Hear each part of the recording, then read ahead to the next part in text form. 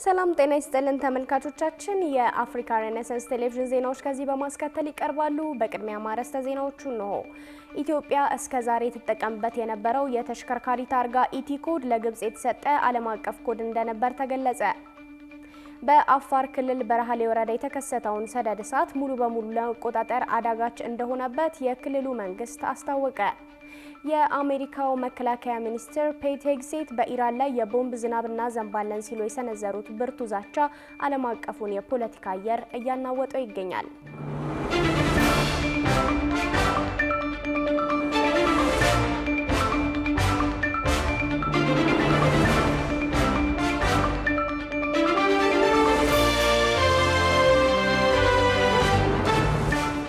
ተመልካቾቻችን በያላችሁበት የዓለም ጥግ ሰላምታችን ይድረስ። ይህ የአፍሪካ ሬኔሳንስ ቴሌቪዥን የዜና ሰዓት ነው። የተመራረጡ ዜናዎቻችንን ወደ እናንተ እናደርሳለን። አብራችሁ እንድትሆኑ የምጋብዛችሁ ጽዮን ላይኩ ነኝ። ወደ ቀዳሚው ዜናችን ስናልፍ ኢትዮጵያ እስከዛሬ ተጠቀምበት የነበረው የተሽከርካሪ ታርጋ ኢቲ ኮድ ለግብጽ የተሰጠ ዓለም አቀፍ ኮድ እንደነበር ተገለጸ። አዲሱ የተሽከርካሪ ሰሌዳ በአዲስ አበባ ተመዝግበው ሰሌዳ እየተጠባበቁ ባሉ አዳዲስ ተሽከርካሪዎች ላይ ከዛሬ ጀምሮ ተግባራዊ መደረግ ይጀምራል። ብዙነህ እንዳለ ዝርዝር አለው። በቬና ኮንቬንሽን መሰረት ለኢትዮጵያ የተሰጠውን ዓለም አቀፍ የኢቲኤች ኮድ ያካተተው አዲሱ የተሽከርካሪ ሰሌዳ በአዲስ አበባ ከተማ አስተዳደር ዛሬ በይፋ መስጠት መጀመሩ ተገልጿል። የአዲስ አበባ ከተማ አሽከርካሪና ተሽከርካሪ ፍቃድና ቁጥጥር ባለስልጣን ዋና ስራ አስኪያጅ አቶ ዘገየ በላይ አዲሱ ሰሌዳ ታርጋ መስጠት የተጀመረው አዲስ መኪና ለሚገዙ ተገልጋዮች ነው ብለዋል።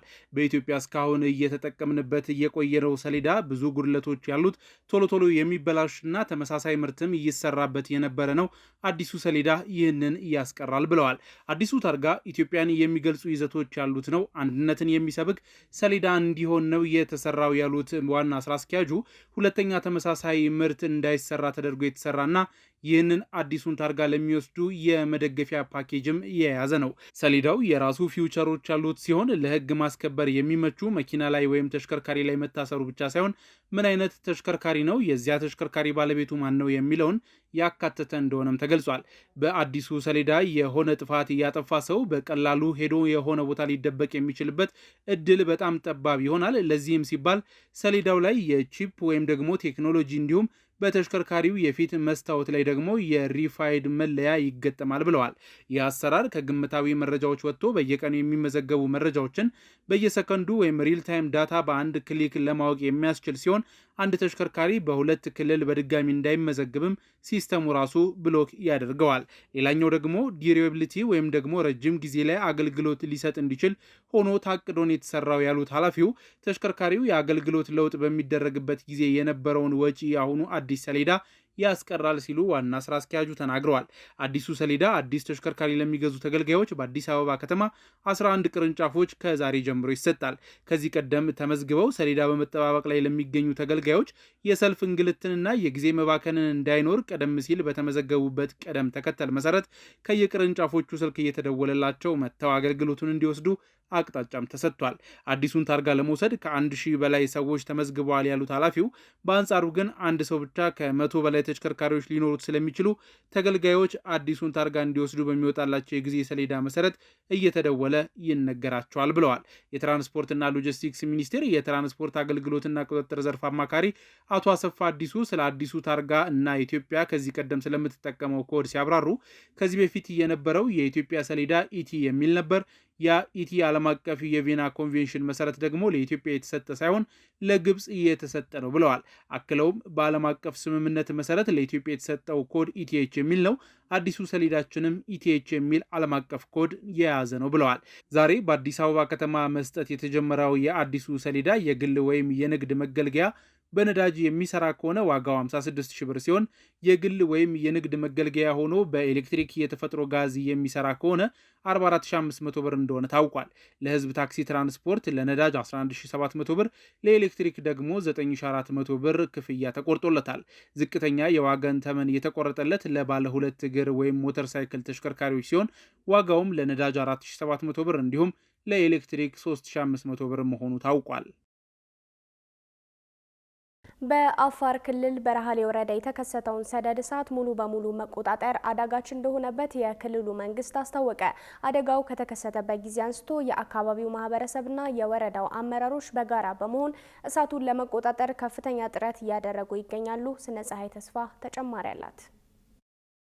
በአፋር ክልል በረሃሌ ወረዳ የተከሰተውን ሰደድ እሳት የክልሉ መንግስት ሙሉ በሙሉ በቁጥጥር ስር መዋል አዳጋች እንደሆነበት ገልጿል። በወረዳው አደጋው ከተከሰተበት ሰኔ 3 ቀን ከቀኑ 6 ሰዓት ጀምሮ የአካባቢው ማህበረሰብና የወረዳው አመራሮች በጋራ በመሆን እሳቱን ለመቆጣጠር ከፍተኛ ጥረት እያደረጉ ቢሆንም እሳቱ የተነሳው ጥቅጥቅ ባለ ጥብቅ ደን ውስጥ ሰው እንዲሁም የእሳት አደጋ ተሽከርካሪ የሚገባበት አካባቢ ባለመሆኑ ሰደድ እሳቱን መቆጣጠር በጣም አስቸጋሪ አድርጎታል። ክልሉ አክሎም እስካሁን ባለው ሂደት በሰው ህይወት በእንስሳትና በንብረት ላይ የደረሰ ጉዳት የለም ያለ ቢሆንም እሳቱን ሙሉ በሙሉ በቁጥጥር ስር መዋል ግን አዳጋች ነው ብሏል። ለእሳቱ መባባስና በቁጥጥር ስር አለመዋል እንደ ምክንያት ያነሳው አካባቢው ጥቅጥቅ ያለና ጥብቅ የደን ሽፋን በመሆኑ ከፍተኛ የሙቀትና ደረቅ የአየር ሁኔታ መኖሩን ነው። እነዚህ ተግዳሮቶች እሳቱ ወደ ሌሎች አጎራባች አካባቢዎች እንዳይዛመት ለመከላከል እየተደረገ ያለውን ጥረት በእጅጉ ፈታኝ አድርገውታል ያለ ሲሆን ለመቆጣጠር የሚደረገው ጥረትን በቂ አለመሆኑን አንስቷል።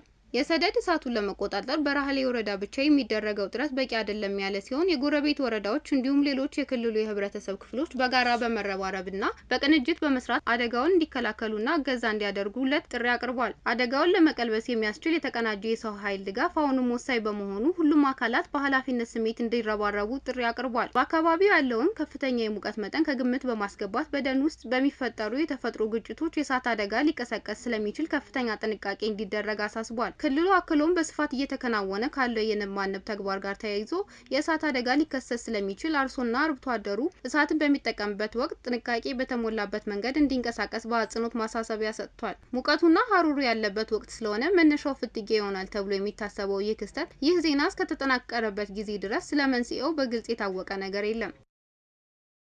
የአሜሪካው መከላከያ ሚኒስትር ፔት ሄግሴት በኢራን ላይ የቦምብ ዝናብ እናዘንባለን ሲሉ የሰነዘሩት ብርቱ ዛቻ ዓለም አቀፉን የፖለቲካ አየር እያናወጠው ይገኛል። የውጭ ትንታኔና ዓለም አቀፍ ጉዳዮች ዘጋቢያችን ቃል ኪዳን ይጥና ይህንኑ ንግግር መነሻ በማድረግ በታሪክ መነጽር ወደ ኋላ መለስ ብሎ ለመሆኑ አሜሪካ በቦምብ የፈታችው ዘላቂ የዓለም ችግር አለ ወይ ሲል በተከታዩ የትንታኔ ዘገባው ይጠይቃል። አብረን እንከታተለው። When the Soviet Union collapsed, the US went from superpower to hegemon, the most powerful player that called the shots in a brave new world. በለስላሳ አንደበት ተናገር ነገር ግን ትልቅ ዱላ ያዝ ይሉ ነበር 26ኛው የአሜሪካ ፕሬዝዳንት ቴዎዶር ሩዝቬልት። የአሁኑ የአሜሪካ መከላከያ ሚኒስትር ፔት ሄግሴት ግን የሩዝቬልትን የመጀመሪያ ምክር ወደ ጎን ገሸሽ አድርገው ዱላውን በአደባባይ ማወዛወዝን የመረጡ ይመስላል። በዚህም ሄግሴት በኢራን ላይ የሰነዘሩት ጠንካራ ወታደራዊ እርምጃን የማስቀደም ፍላጎት ያለምን ትንፋሽ የያዘ ትልቅ የፖለቲካ ቁማር ሆኗል። በአንድ በኩል የአሜሪካን ወታደራዊ ጡንቻ መጠራጠር የዋህነት ቢሆንም በሌላ በኩል ግን የሀገራችን አበው ጉልበት ያላምሮ የውሃ ላይ ቋጠሮ እንደሚሉት የሄግሴትን የጉልበት ፖለቲካ ከአሜሪካ የቦምብ ታሪክ ማህደር ጋር ስናሰናስለው አንድ አሳሳቢ የሆሊውድ ፊልም የሚመስል ተደጋጋሚ ትዕይንት እናገኛለን። በግሪጎሪያኑ 1960ዎቹ የአሜሪካ አየር ኃይል ጀነራል የነበሩት ከርቲስ ለሜ ቪየትናማውያንን በቦምብ ደብድበን ወደ ድንጋይ ዘመን እንመልሳቸዋለን ብለው በድፍረት ፎክረው ነበር። ኦፕሬሽን ሮሊንግ ታንደር በተሰኘው በዚያ ዘመቻ አሜሪካ በሁለተኛው የዓለም ጦርነት ከተጣለው አጠቃላይ ቦምብ የሚበልጥ ፈንጂ በቪየትናም ላይ እንዳዘነበች የታሪክ ድርሳናት ይናገራሉ። ውጤቱ ግን ምንድን ነበር? የአሜሪካ ቦምቦች መሰረተ ልማትን አመድ አድርገዋል። ወታደራዊ የበላይነቷም አስፈሪ ነበር። ሆኖም ግን ብዙዎች እንደሚስማሙበት የሰውን ልጅ የነጻነት መንፈስና የፖለቲካ ርዕዮተ ዓለምን በቦምብ ብቻ ማሸነፍ እንደማይቻል ታሪክ የመሰከረበት አጋጣሚ ሆኖ ነበር ያለፈው። የቦምብ ኃይል አካላዊ ውድመትን ቢያመጣም ዘላቂ የፖለቲካ ድልን ግን በቀላሉ አላረጋገጠም ነበር። ወደ ቅርቡ ታሪክ ስንመጣ በግሪጎሪያኑ 2003 በኢራቅ ላይ የተካሄደውን ድንጋጤና ፍርሃት ሾክ ኤንድ አው የተሰኘውን የቦምብ ጥቃት እናስታውሳለን። እንመለከታለን። የአሜሪካ አየር ኃይል የሳዳም ሁሴንን ግዙፍ ጦር በሳምንታት ውስጥ ብትንትኑን ሲያወጣው በግሪጎሪያኑ 2011 በሊቢያ የጋዳፊ ጦር በተመሳሳይ የአየር ጥቃት ሲደመስሰው አሜሪካ ጠላቴ የምትላቸውን በቦምብ የመጣል አቅሟ ወደር የሌለው መሆኑን በተግባር አሳይታ ነበር። ይሁን እንጂ የሀገራችን ሰዎች አለባብሰው ቢያርሱ ባረም ይመለሱ እንደሚሉት አገዛዞቹ ከወደቁ በኋላ የተፈጠረው የፖለቲካ ክፍተት ሀገራቱን በመጨረሻም ወደ ከፋ የእርስ በርስ ጦርነትና የሽብርተኝነት ማዕከልነት ነበር የቀየራቸው።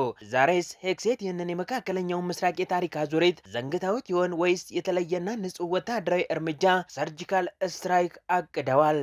በአንድ ወቅት የብሪታንያው ጠቅላይ ሚኒስትር የነበሩት ዊንስተን ቸርችል ጦርነት ቀላልና የተሳለጠ ይሆናል ብለህ በፍጹም አታስብ፣ አንዴ ጦርነት ከጀመርክ የፖለቲካ ዓላማ የሁኔታዎች ባሪያ መሆኑ አይቀርም ብለው ነበር። ይህ አባባል የዛሬዋን ኢራን በደንብ ይገልጻታል። ዘገባዎች እንደሚያሳዩት ኢራን እንደ ኢራቅ ወይም ሊቢያ በቀላሉ የምትፈርስ የካርታ ቤት አልሆነችም። የኒኩለር ጣቢያዎቿን በተራሮች ስር በጥልቀት የቀበረችና በመላው መካከለኛው ምስራቅ የውክልና ኃይሎችን ያሰማራች ሀገርም ናት። ተንታኞች እንደሚሉት በቴህራን ላይ ቦምብ መጣል ከተኛ አንበሳ ጋር እንደ መፋጠጥ ሊሆን ይችላል። አጸፋውም ቀጠናውን ሊያነደው ይችላል። በሌላ በኩል ግን የኢራን መንግስት እጅግ ተጋላጭ መሆኑ የማይካድ ሀቅ ሲሆን በኢኮኖሚ ማዕቀብ የደቀቀችና በውስጥ ህዝባዊ አመጾች የምትናወጥ ሀገርም ናት ኢራን። የሄግሴትና የትራምፕ ስሌት አንድ ጠንካራ ምት የኢራንን አገዛዝ ከውስጥ ሊያፈርሰው ይችላል የሚል ሊሆን ይችላል። አሜሪካ ኢራንን በቦምብ ብትመታ ኢራን አጸፋ መመለሷም አይቀሬ ሲሆን ነገር ግን በሂደቱ የኢራን አገዛዝም አብሮ ሊገነደስ ይችላል። ይህ ደግሞ ሁለቱም ወገኖች የያዙት እጅግ አደገኛ የሆነ የሞት ሽረት ቁማር ነው። በመጨረሻም የፖለቲካ ልሂቃን እንደሚሉት ሁሉም ሊገነዘበው የሚገባው ሀቅ አሁን ያለንባት የግሪጎሪያኑ 2026 ዓለም አሜሪካ ብቻዋን የዓለም ፖሊስ የነበረችበት የ1990ዎቹ ዘመን አለመሆኑን ሲሆን ቻይናና ሩሲያ በኢኮኖሚም ሆነ በወታደራዊ ስትራቴጂ ከኢራን ጀርባ ባሉበት በዚህ ወቅት ቴሄራንን መምታት ማለት ከሞስኮና ከቤጂንግ ጋር በተዘዋዋሪ መላተም እንደማለት ነው። ያም ተባለ ይህ የፔቴክሴት የቦምብ ዛቻ መካከለኛው ምስራቅን በክብሪት አጠገብ እንዳለ ቤንዚን ያደረገው ሲሆን በአንድ በኩል የአሜሪካ ወታደራዊ ኃይል የኢራንን የኒኩለር ምኞት በአጭር ሊቀጨው የሚችልበት አቅም እንዳለው ሁሉ በሌላ በኩል ግን ታሪክ ደጋግሞ እንዳስተማረን ከአውሮፕላን የሚወርድ ቦምብ ህንፃን እንጂ ውስብስብ የፖለቲካ እሳቤዎችን ሊያጠፋ ከቶ አልተቻለውም አይቻለውምም።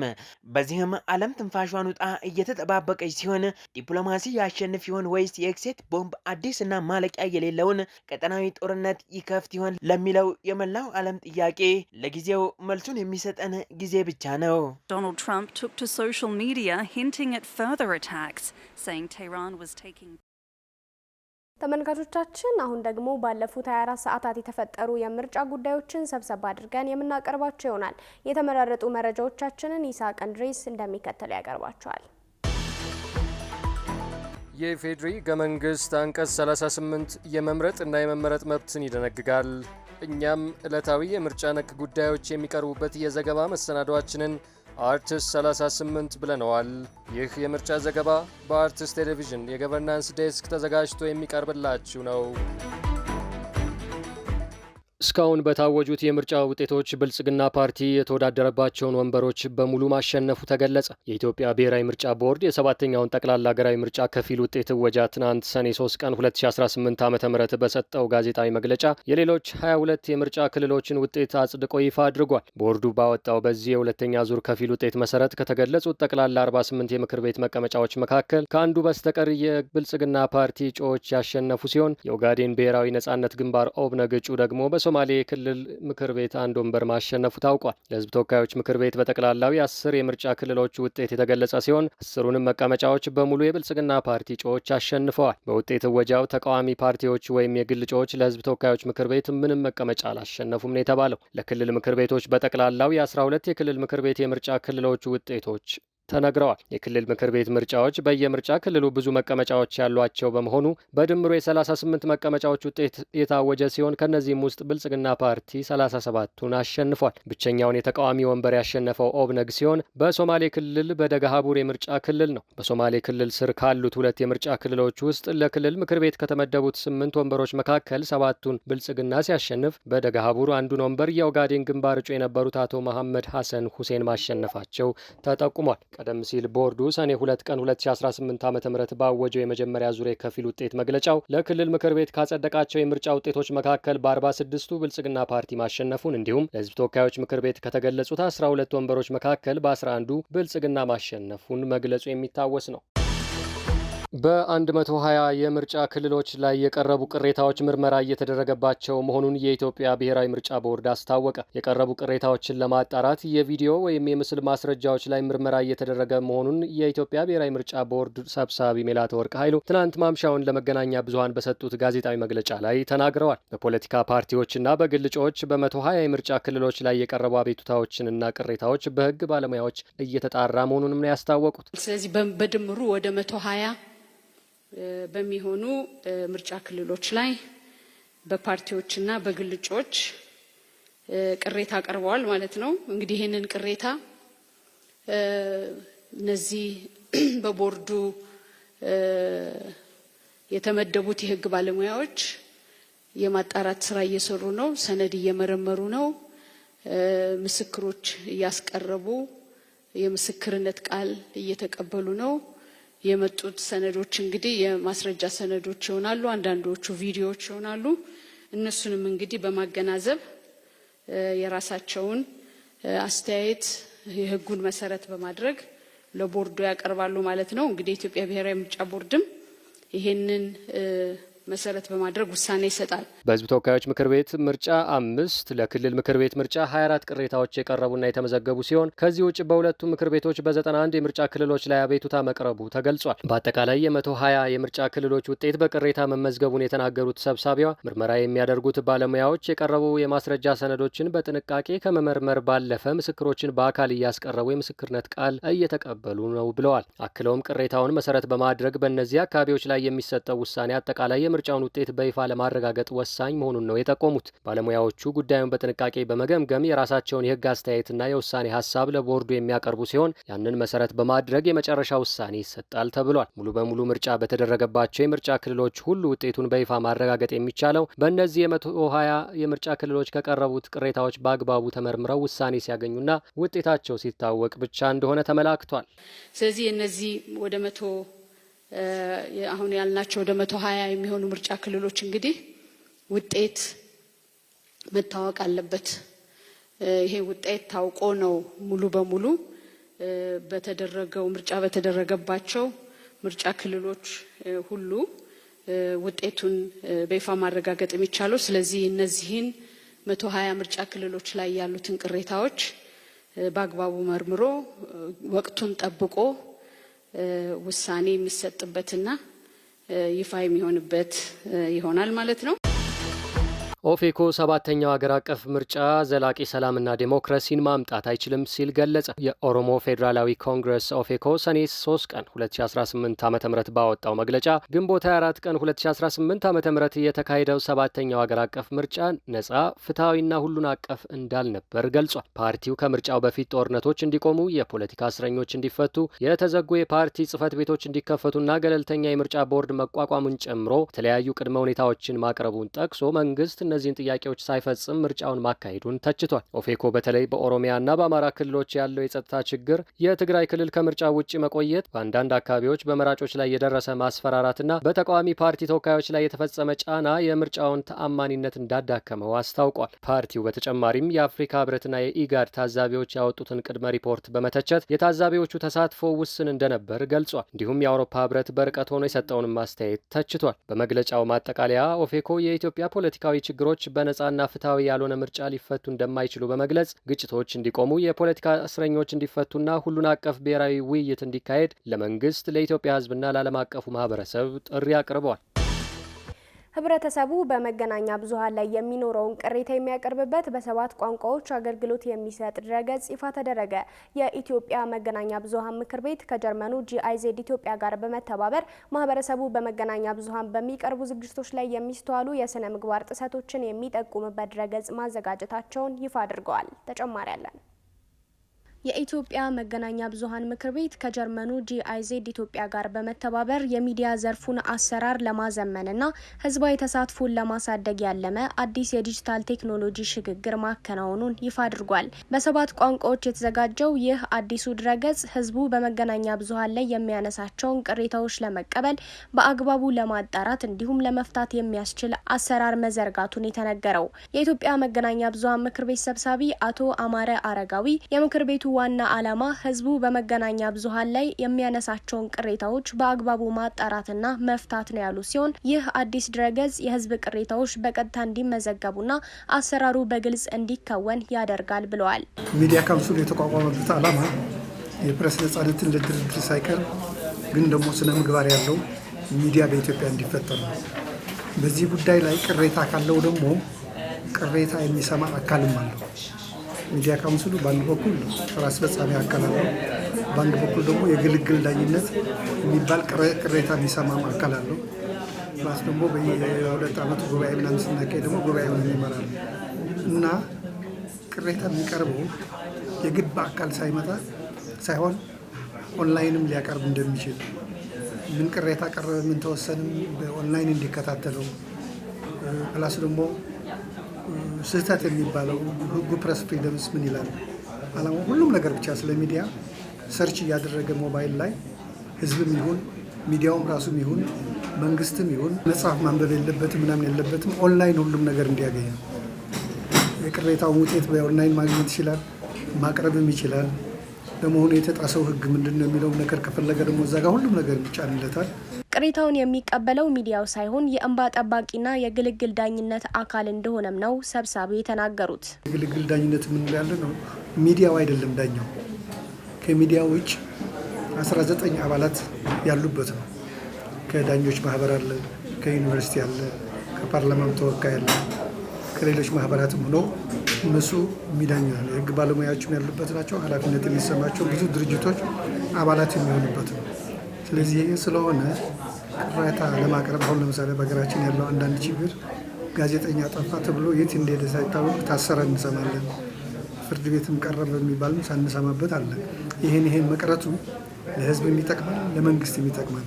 ስለዚህ ይሄኛውን ለማድረግ ደግሞ ፍጥነት እንዲኖረውና ሁሉም ኢንፎርሜሽን ዲጂታላይዝ ማድረግ አስፈላጊ ስለሆነ ጂአይዜድ ይሄኛውን አግዞናል የጀርመን መንግስት ማለት ነው። እንዲሁም ለሚዲያ ተቋማት የራስ ቁጥጥርና የሙያ ስነ ምግባር ደንቦችን ለማስተዋወቅ እየተሰራ መሆኑ የተገለጸ ሲሆን ይህም የሚዲያ ተቋማት ኃላፊነት የተሞላበት ዘገባ እንዲሰሩና በህዝብ ዘንድ ያላቸውን ተአማኒነት እንዲገነቡ ታስቦ የተዘጋጀ መሆኑም ነው የተነገረው። ምክር ቤቱ ከዚህ ቀደም በቴሌቪዥን ጣቢያዎች፣ በንግድ የሬዲዮና የቴሌቪዥን ጣቢያዎች፣ በህዝብ የህትመት ጋዜጦችና በበይነመረብ ሚዲያዎች ላይ ቅሬታዎችን ሲቀበል ቆይቷል። ይሁንና ይህንን አሰራር ወደ ቀላልና ዲጂታላይዝ ወደሆነ መንገድ ማሳደግ አስፈላጊ መሆኑን የሚገልጹት በኢትዮጵያ የጀርመን ኤምባሲን ወክለው የድረገጽና ብራንዲንግ ርክክቡን ያደረጉት ሶፊያ ስቴፋን ናቸው።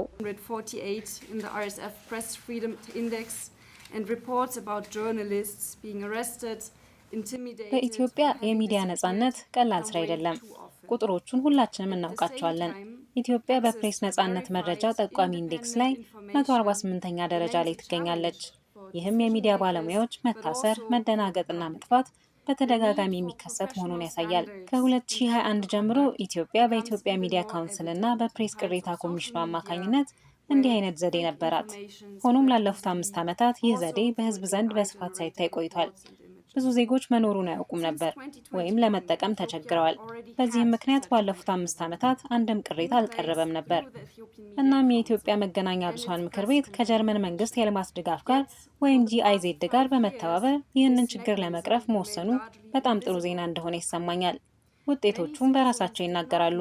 የሚዲያ ምክር ቤቱ ለመጀመሪያ ጊዜ ከ26 በላይ ከሚዲያ ጋር የተያዙ አቤቱታዎችን መቀበል ጀምሯል። እንደ ዲፕሎማት ስኬትን በቁጥር መለካት በጣም ያልተለመደ ቢሆንም በጣም ጥሩ ነገር ነው። And as a diplomat, it is very rare, but a very nice thing to be able to measure success in numbers, actually. በደቡብ አፍሪካዋ ጆሃንስበርግ ከተማ ውስጥ ታጣቂዎች በከፈቱት ተኩስ ቢያንስ 12 ሰዎች መገደላቸው ተነገረ።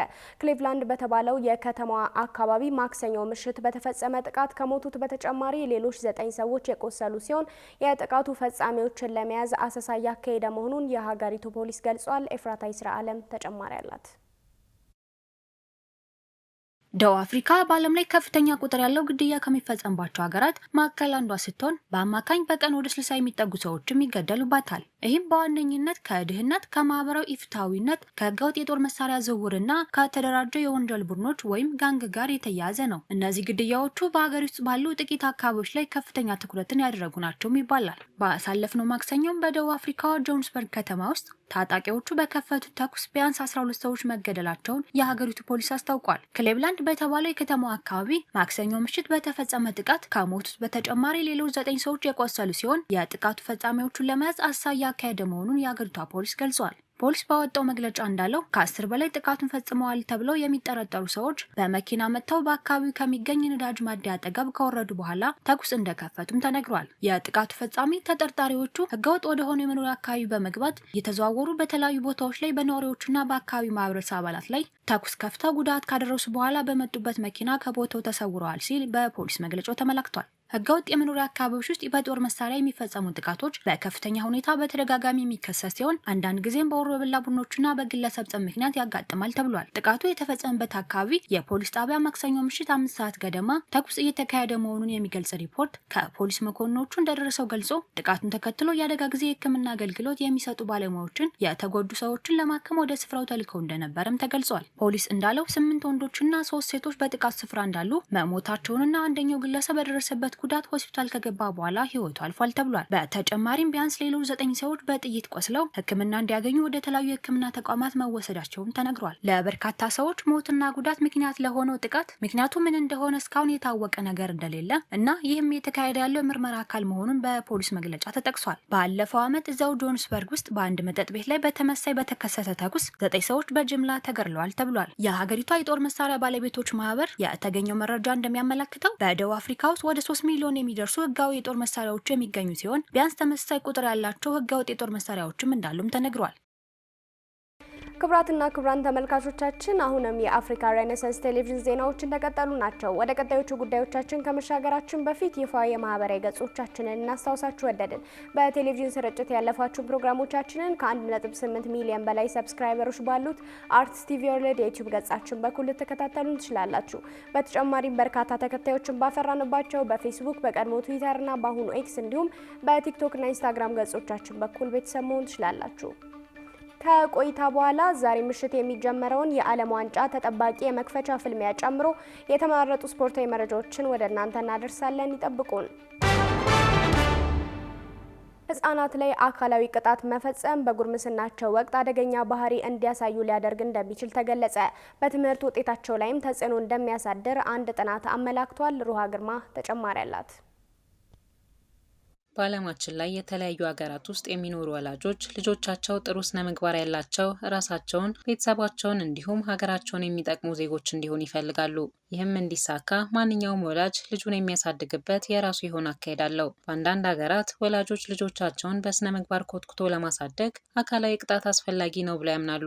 በሌላው ሀገራት ደግሞ በህፃናት ላይ አካላዊ ቅጣት ማድረስ የተከለከለ ከመሆኑም በላይ በህግ ሊያስጠይቅ ይችላል። በዚህም ህፃናት ላይ አካላዊ ቅጣት መፈጸም በጉርምስናቸው ወቅት አደገኛ ባህሪ እንዲያሳዩ ሊያደርግ እንደሚችልና በትምህርት ውጤታቸው ላይም ተጽዕኖ እንደሚያሳድር አንድ ጥናት አመላክቷል። ጥናቱ የተካሄደው አካላዊ ቅጣት የሚያሳድረውን ተጽዕኖ ለመመልከት ከአውሮፓውያኑ 2000 እስከ 2002 ባሉት ዓመታት በዩናይትድ ኪንግደም በተወለዱና እድሜያቸው 3፣ 5 እና 7 በሆኑ 19000 ህጻናት ላይ ነው። ቡድኑ በጥናቱ ከተካተቱት 19000 ህጻናት መካከል በእንግሊዝ የ7559 ተማሪዎችን የሁለተኛ ደረጃ ትምህርት ውጤት ሰርተፍኬት ከሌሎች የሀገሪቱ ተማሪዎች ውጤት ጋር አነጻጽሯል። በዚህም አካላዊ ቅጣት የተፈጸመባቸው ተማሪዎች የማለፊያ ነጥብ ያለማምጣት ዕድል በ5.7 በመቶ እንደጨመረው ተገልጿል። ከዚህም በተጨማሪ በልጅነታቸው አካላዊ ቅጣት የተፈጸመባቸው የ14 ዓመት ልጆች አደገኛ በሆኑ ባህሪያት ላይ የመሳተፍ ዕድል 33 በመቶ መሆኑን ጥናቱ አሳይቷል። በቅርቡ የኢትዮጵያ የሴቶችና ማህበራዊ ጉዳዮች ሚኒስቴር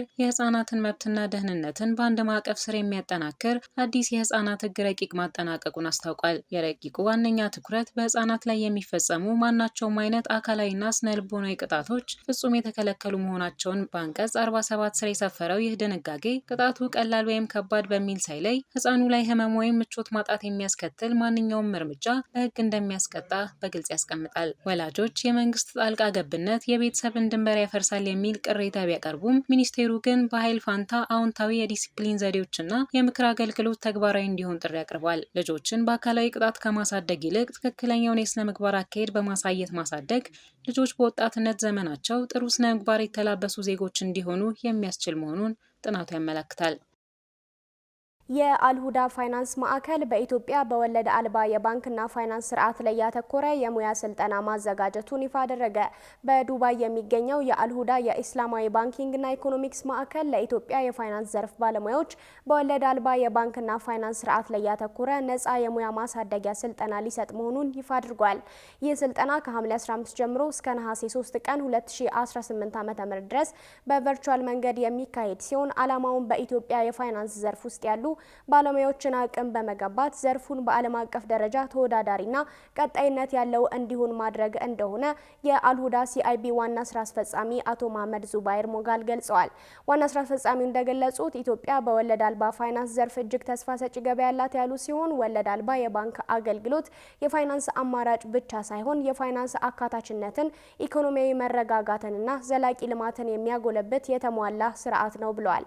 ስልጠናው በተለይም ለባንክ ሰራተኞች፣ ለፋይናንስ ባለሙያዎች፣ ለተቆጣጣሪ አካላት፣ ለኢንሹራንስ ባለሙያዎች፣ ለመገናኛ ብዙሃን ባለሙያዎች እንዲሁም ለማይክሮ ፋይናንስ ተቋማት የሚሰጥ ሲሆን በዋናነትም በወለድ አልባ የባንክ ስርዓት ላይ የተካፉል ወይንም ደግሞ የኢስላማዊ ኢንሹራንስ አሰራር፣ የኢስላማዊ የማይክሮ ፋይናንስ አሰራሮች እንዲሁም በሸሪያ ህግ የሚመሩ የፋይናንስ ኦፕሬሽኖችን ያካትታል ተብሏል። ክቡራን ተመልካቾቻችን በቀጣይ የምናመራው የተመራረጡ ስፖርታዊ መረጃዎችን ወደ እናንተ ወደምናደርስበት ሰዓት ነው። ከመረጃዎቹ ጋር መልካም ቆይታ።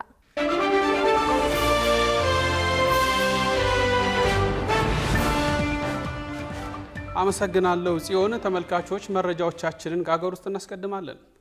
ወደ ዓለም ዋንጫው ለማለፍ የ180 ደቂቃ ፍልሚያ የሚቀረው የኢትዮጵያ ከ17 ዓመት በታች ሴቶች ብሔራዊ ቡድን የወዳጅነት ጨዋታውን በዛሬው ዕለት አድርጓል። በአበበ ቢቂላ ስታዲየም ከረፋዱ 3 ሰዓት ላይ ከዩጋንዳ የተጫወተው ብሔራዊ ቡድኑ 3-3 በሆነ አቻ ውጤት ተለያይቷል። ለብሔራዊ ቡድኑ የተገኙትን ግቦች ሊዲያ እያሱ 2 እንዲሁም ምህረት አየለ ቀሪዋን ግብ ከበረም ማሳረፍ ችላለች። ኢትዮጵያ ለዓለም ዋንጫ ለማለፍ በቀጣይ መጨረሻ ዙር 2 ወሳኝ የማጣሪያ ጨዋታዋን ከዛምቢያ ጋር የምታደርግ ይሆናል። የኢትዮጵያ ከ17 ዓመት በታች ሴቶች ብሔራዊ ቡድን በአሰልጣኝ ራውዳሊ የተመራ የመጀመሪያውን ጨዋታ ከሜዳ ውጪ ሰኔ 27 ሲያከናውን የመልሱን ጨዋታ በሜዳው ሐምሌ 5 2018 ዓ.ም እንደሚያደርግ ተገልጿል። ብዙ የተባለለት የ2026 የዓለም ዋንጫ በዛሬው ዕለት ይጀምራል። በመክፈቻው ጨዋታ ከአዘጋጆቹ መካከል የሆነችው ሜክሲኮ ደቡብ አፍሪካን ታስተናግዳለች። ዮናስ ግርማ በዝርዝር ተመልክቶታል። መላው የእግር ኳስ አፍቃሪ በናፍቆት ሲጠብቃት የነበረችው የቁርጥ ቀን ደርሳለች። በጉጉት ሲጠበቅ የነበረውም የ2026ቱ የዓለም ዋንጫ ዛሬ ምሽት በሜክሲኮ መዲና በይፋ ይጀምራል። 48 ሀገራት፣ 1248 ተጫዋቾች፣ 104 ጨዋታዎች ግን ለአንድ የወርቅ ዋንጫ የሚፋለሙበት ታሪካዊው ትልቁ የፊፋ ድግስ ዛሬ ምሽት የመክፈቻ መጋረጃውን ወለል ያደርጋል። የዘንድሮ የዓለም ዋንጫ መክፈቻ ጨዋታ ከአዘጋጆቹ መካከል የሆነችውን ሜክሲኮ ከባፋና ባፋናዎቹ ጋር የሚያገናኝ ሲሆን የምሽቱ ፍልሚያ ከ16 ዓመታት በፊት በደቡብ አፍሪካ ምድር የተደረገውን የማይረሳውን የሁለቱን ሀገራት የመክፈቻ ጨዋታ ትውስታም መልሶ የሚቀሰቅስ ሆኗል። ባለታሪኩ ኤስታዲዮ አዜትካ ስታዲየም በተለይ የሁለቱን እግር ኳስ ምታተኞች ማራዶናና ፔሌ ነገሱበት ሲሆን በተለይም ማራዶና ሃንድ ኦፍ ጋድ የምትባለውን አይረሴ ግብ ያስቆጠረባት ሜዳ መሆኑም ይታወቃል። ዛሬ ግን ከ80 ሺህ በላይ ደጋፊዎችን በድምቀት ይዞ የዘንድሮውን የ2026 የዓለም ዋንጫ ታላቅ ድግስም በይፋ ያስጀምራል። የመክፈቻው ጨዋታ አስተናጋጇን ሜክሲኮ ከደቡብ አፍሪካ ጋርም ያፋልማል። ሁለቱ ሀገራት በፈረንጆቹ አቆጣጠር በ2010 በጆሃንስበርግ ባደረጉት የመክፈቻ ጨዋታ 1-1 መለያየታቸውና ያቺ በርካታ አፍሪካውያንን ጮቤ ያስረገጠችው የሻባላላ ግብና ልብን የሚያሞቀው የፑይ ፒተር ድሩሪ ድምፅ ከማይረሱ የዓለም ዋንጫ አይረሴ ትውስታዎች መካከልም ከትመዋል። ታዲያ ዛሬ ከ16 ዓመታት በኋላ ታሪክ ራሱን ደግመዋል። ነገር ግን በዚህኛው ፍልሚያ ሜክሲኮዎች በገዛ ምድራቸው በራሳቸው ደጋፊ ፊት አልትሪ የተሰኘውን አስፈሪ ስማቸውን ይዘው እንደሚገቡም ይጠበቃል። በፊፋ የደረጃ ሰንጠረዥ 14ኛ ደረጃ ላይ የምትገኘው ሜክሲኮ በቅርቡ ባደረገቻቸው የወዳጅነት ጨዋታዎች ጋናን፣ አውስትራሊያንና ሰርቢያን ያሸነፈችበትን ድንቅ ብቃት ዛሬ ምሽትም ለማስቀጠል በደጋፊዎቿ ፊት ትፋለማለች። የሜክሲኮ አለቃ ሃቬር አጊሬ እንደ ራውል ሄሜኔዝ፣ ኤድሰን አልቫሬዝ ያሉ የዓለም መድረክ ከዋክብቶችን ወደ ሜዳ የሚያስገቡ ሲሆን ታሪካዊው በተለይ ሁለቱን የእግር ኳስ ምታተኞች ማራዶናና ፔሌ የነገሱበት ሜዳ ዛሬ ሌላ ኮከብ ለማንገስ የሚያስተናግደው ተጠባቂ የምሽቱ ጨዋታ ሜክሲኮን የአሸናፊነት ግምት የሰጠ ቢሆንም ተጠባቂ ሆነዋል። በአንጻሩ ባፋናዎች በፊፋ የደረጃ ሰንጠረዥ 60ኛ ደረጃ ላይ የተቀመጡ ቢሆንም በአሰልጣኛቸው ሁጎ ብሩስ መሪነት አዲስ ታሪክ ለመጻፍ ሰሜን አሜሪካ ከትመዋል። አብዛኛው ስብስባቸውን ከሀገር ውስጥ ሊግ የገነቡት ደቡብ አፍሪካውያን የአውሮፓና የአፍሪካ ታክቲክ ቅልቅል የሆነውን አስቸጋሪ ጨዋታቸውን ይዘው ወደ ሜዳ እንደሚገቡም ተገምተዋል። የስፖርት ተንታኞች ባለሜዳዋ ሜክሲኮ በሜዳዋ 3-1 በሆነ ውጤት ጨዋታውን በበላይነት እንደምታጠናቀቅ ቅድመ ግምታቸውንም አስቀምጠዋል። የምሽቱ ተጠባቂ የመክፈቻ ጨዋታ በመላው ዓለም ከ1 ቢሊዮን በላይ ተመልካቾች በቀጥታ የቴሌቪዥን ስርጭት ይከታተሉታል ተብሎም ተጠብቋል። መላው ዓለም አንድ አይኑን ወደ ሜክሲኮ ያደረገበት ይህ ከ16 ዓመታት በኋላ ሁለቱን ሀገራት በድጋሚ የሚያገናኘው ተጠባቂው የመክፈቻ ጨዋታ በታላቁ አዝቴካ ስታዲየም ማንን ፈገግ ያሰኝ ይሆን? የመክፈቻ ድባቡስ ምን ሊመስል ይችላል? በጉጉት ይጠበቃል። የበርካታ ተጫዋቾች ህልም የሆነው ዓለም ዋንጫ ዛሬ ይጀምራል። ታዲያ በዚህ ታሪካዊ መድረክ የማይሳተፉ ድንቅ ተጫዋቾች እነማን ናቸው? በዝርዝር ተመልክተነዋል። ዛሬ ምሽት በሚጀምረው ታላቁ የ2026 የዓለም ዋንጫ ሜክሲኮና ደቡብ አፍሪካ መካከል በሚደረግ ጨዋታ በይፋ ይጀምራል። ይሁን እንጂ በዚህ ታሪካዊ መድረክ የማይሳተፉ በርካታ ተጫዋቾች አሉ። አንዳንዶች ከአሰልጣኞቻቸው ምርጫ ባለመካተታቸው፣ ሌሎች ደግሞ ብሔራዊ ቡድኖቻቸው የመሳተፊያውን ወሳኝ ትኬት መቁረጥ ሳይችሉ በመቅረታቸው ምክንያት ይህንን ታላቅ መድረክ ከሩቅ ሆነው ለማየት ተገደዋል። ለዓለም ዋንጫ ተሳትፎ ለመብቃት ብቃትም ሆነ እድሉ ቢገኝ እንኳ አንዳንድ ጊዜ ከስፖርት ውጭ ያሉ ፖለቲካዊ መሰናክሎች እድሜ ልክ ህልምን በአንድ ጀንበር ያጨልማል።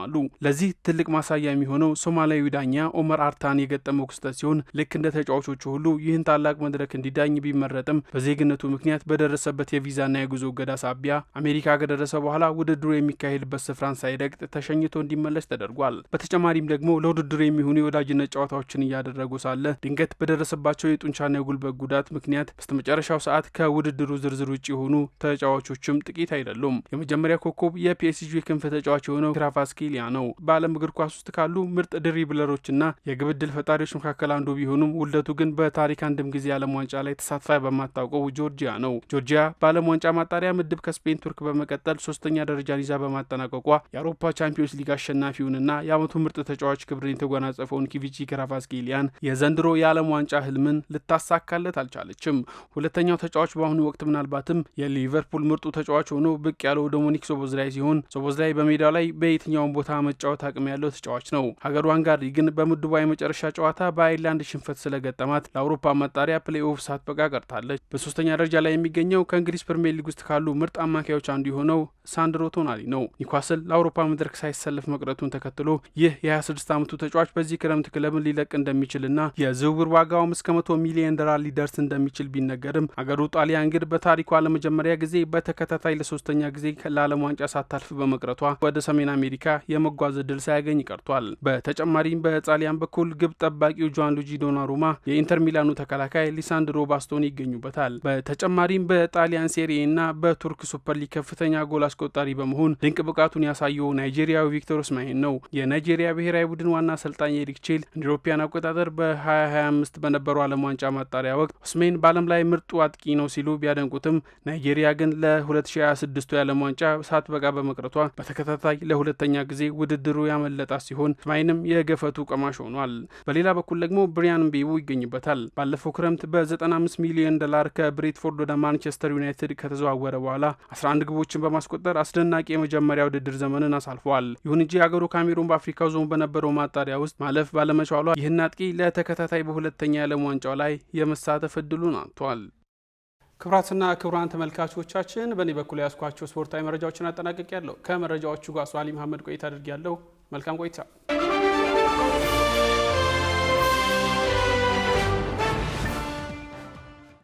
ውድ ተመልካቾቻችን የአፍሪካ ሬኔሳንስ ቴሌቪዥን የሰዓቱ ዜናዎች የተከታተላችሁትን ይመስሉ ነበር። ስለሰጣችሁን ጊዜ ከልብ ያመሰገንን። ከዜናዎቹ ጋር ጽዮን ላይ ቆይታ አድርጌያለሁ። ከቀሪ የጣቢያችን ዝግጅቶች ጋር መልካም ጊዜን ተመኘው።